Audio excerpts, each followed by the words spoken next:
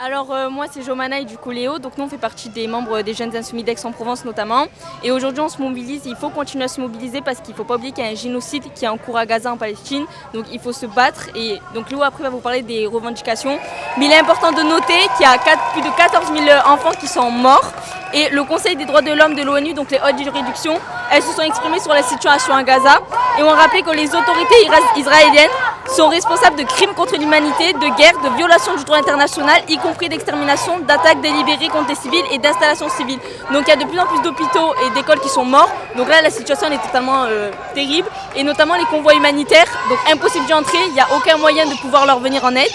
Et depuis donc, toutes les guerres qu'il y a eu, il n'y a jamais eu de guerre dans l'histoire où 80% des habitations ou infrastructures ont été détruites et 100% de la population déplacée ou 50% tuée dont des enfants.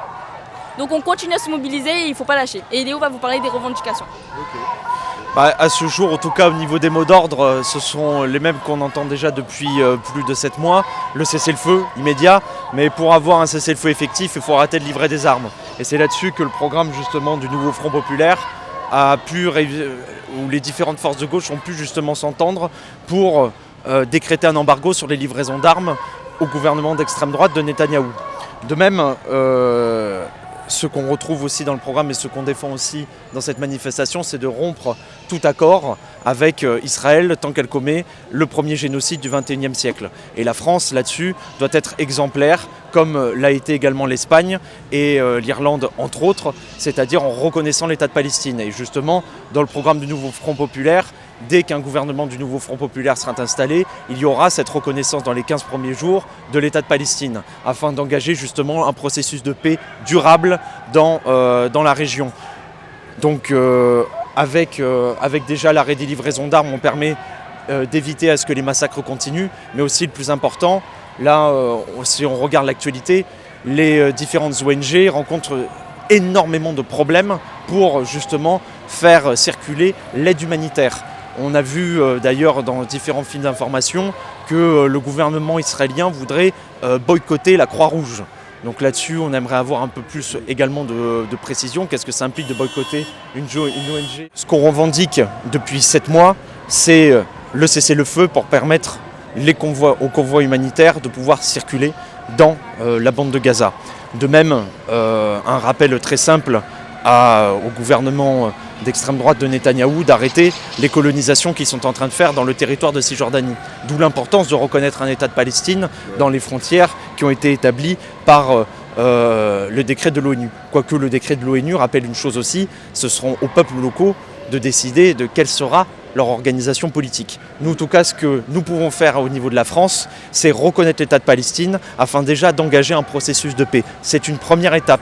Et après, la suite, ça restera au peuple de décider quelle autre issue est à trouver, si c'est 2 États ou si c'est un État. Ce n'est pas à nous, occidentaux, d'imposer encore une fois notre vision colonialiste sur qu'est-ce qu'il faudrait ou non de mieux pour eux, c'est à eux de décider. Le 30 juin et le 7 juillet, allez voter Front Populaire. Ça marche. Nickel. J'aurais une question. Qu'est-ce que vous diriez du coup aux détracteurs de Mélenchon et de LFI Ils vous insultent un peu d'antisémites, qui nous disent vous supportez le Hamas. Qu'est-ce que vous leur répondrez à eux ? Alors déjà, nous ne soutenons pas le Hamas, nous ne l'avons jamais soutenu. Que le seul parti antisémite historique en France, c'est le Rassemblement National et le Front National, fondé par des Waffen-SS, avec à sa tête, celui qui était à sa tête, Jean-Marie Le Pen, qui a été condamné plusieurs fois pour propos antisémites et incitation à la haine raciale, par un seul militant de la France Insoumise et responsable de la France Insoumise a été condamné ou poursuivi. La seule chose que nous avons à dire face à ces attaques qui sont tout simplement odieuses, c'est que quelle que soit la religion des citoyens, quelle que soit la religion de quelque individu, nous le défendrons tant qu'il se fait massacrer et que ses droits ne sont pas respectés. Nous, on est du côté du droit de la personne, de la dignité de la personne, quelle qu'elle soit ses idées, quelles qu'elles soient ses valeurs. Ok, un mot de Jomana ? Il a tout dit, mais ce que je pourrais dire, c'est que aussi la Palestine, c'est avant tout une question humaniste avant d'être politique. Donc il a tout dit, mais rien à voir avec l'antisémitisme. On s'en prend tous les jours et pourtant, vraiment, c'est pas le cas. On n'a jamais été contre les juifs ou contre n'importe quelle communauté que ce soit, bien au contraire. Donc on est en faveur de la paix et on parle le droit international comme toutes les personnes qui viennent militer pour la Palestine. recommandations qui sont toujours les mêmes, c'était cessez-le-feu immédiat, arrêt des livraisons d'armes et également libération des voies pour Petit rappel sur qui est Sébastien Le Baudu. Sébastien Delogu, c'est le député du coup de la 7e circonscription des Bouches-du-Rhône qui s'était rendu en février 2024 à Rafah justement pour exiger le cessez-le-feu afin de permettre aux convois humanitaires de pouvoir entrer dans la bande de Gaza.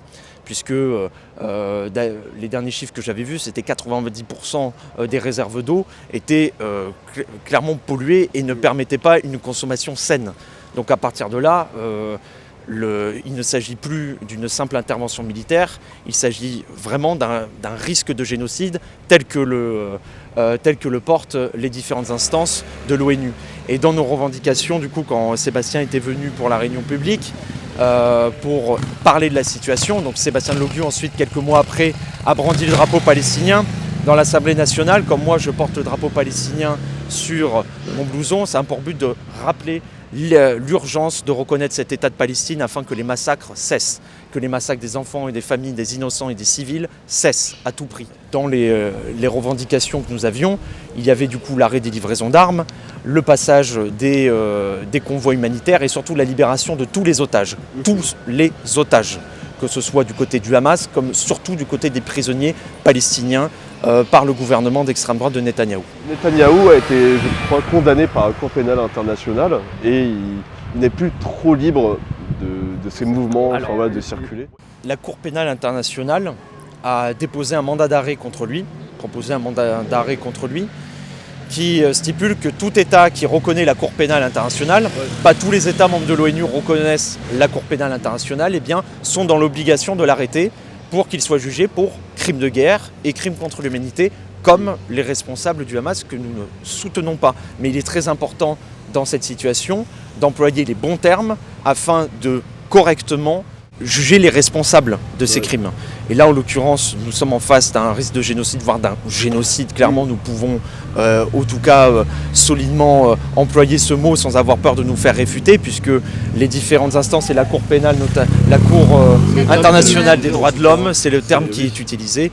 Et nous pouvons l'utiliser sans avoir de doute, puisque malheureusement, la situation actuelle mène à ce génocide-là. C'est en Cisjordanie, du coup, vous m'avez dit aussi qu'il y a des tensions. Au niveau de la frontière, il y a toute l'armée israélienne qui est mobilisée aux frontières. Il y a également des tensions qui commencent à monter au Liban. Ouais. L'objectif étant, comme le rappelle dans le programme du Nouveau Front Populaire, l'objectif est de faire respecter quand même la souveraineté du Liban, être préventif, mais surtout faire attention à ce qu'il n'y ait pas d'escalade militaire. Ouais.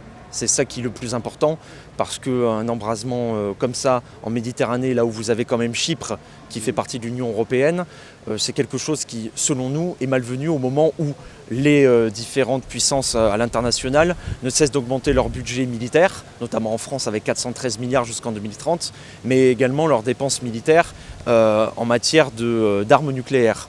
Ce qui n'a rien pour nous rassurer.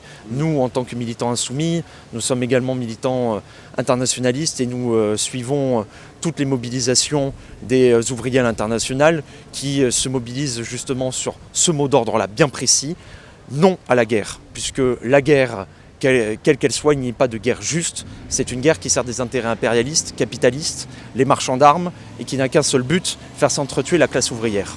Nous sommes pour une solidarité entre les peuples, une solidarité internationale fondée dans le cadre de l'ONU, dans ces différentes institutions.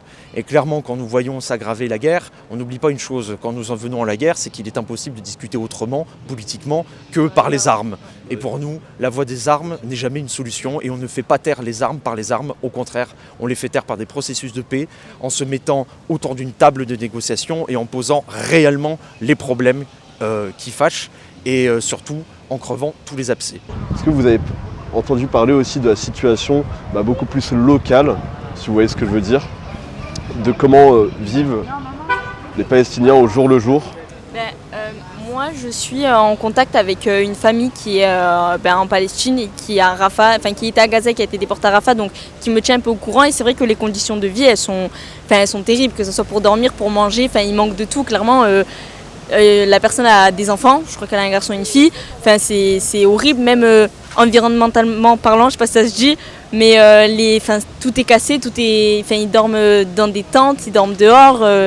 c'est invivable. Donc, et c'est sûr qu'il n'y a aucune sécurité. Donc après, voilà. Moi, au niveau local, il n'y a aucune aide. Et comme l'a rappelé Léo, étant donné que les convois ne passent pas, ça arrange certainement pas la chose. Donc clairement, là-bas, ils sont seuls face à eux-mêmes, quoi. Parce que... Aussi avec un peu l'embargo fait Netanyahou par rapport aux aides humanitaires, la Croix-Rouge et Médecins Sans Frontières. C'est ça. Donc si on continue à mettre des bâtons dans les roues à ceux qui veulent venir aider, ça va pas marcher, quoi. Et comme la politique de Netanyahou continue à s'appliquer actuellement, elle se propage de plus en plus. Pas seulement que sur le terrain de guerre, mais même idéologiquement parlant. Donc en fait, clairement, la situation elle est très grave. Donc il faut continuer à se mobiliser, il faut pas lâcher. Même pour les convois humanitaires, etc., il faut continuer d'en parler, il faut continuer de médiatiser et il faut pas se taire. Ok, super. Merci beaucoup. Merci à vous. On lâche rien. On lâche rien.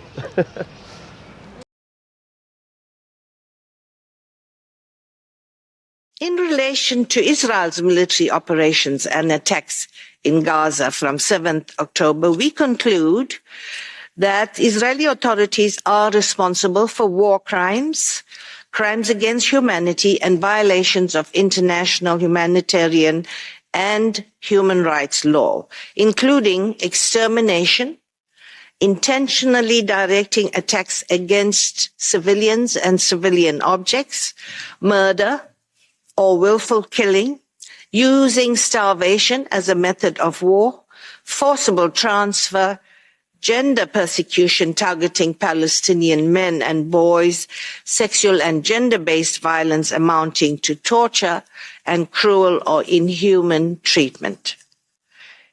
Israel's total siege of the Gaza Strip has weaponized the provision of life-sustaining necessities for strategic and political gains, including through cutting off supplies of water, food, electricity, fuel, and other essential supplies, including humanitarian assistance. It constitutes collective punishment, disproportionately impacting pregnant women and persons with disabilities, and is causing grave harm to children, including starvation-related deaths. We found that the immense numbers of civilian casualties in Gaza and widespread destruction of civilian objects and infrastructure were the inevitable result of an intentional strategy to cause maximum damage, disregarding the legal obligations of distinction, proportionality, and adequate precautions. Israel also forcibly transferred almost the entire population into small enclosures that are unsafe and uninhabitable. The deliberate use of heavy weapons with large destructive capacity in densely populated areas constitutes an intentional and direct attack on the civilian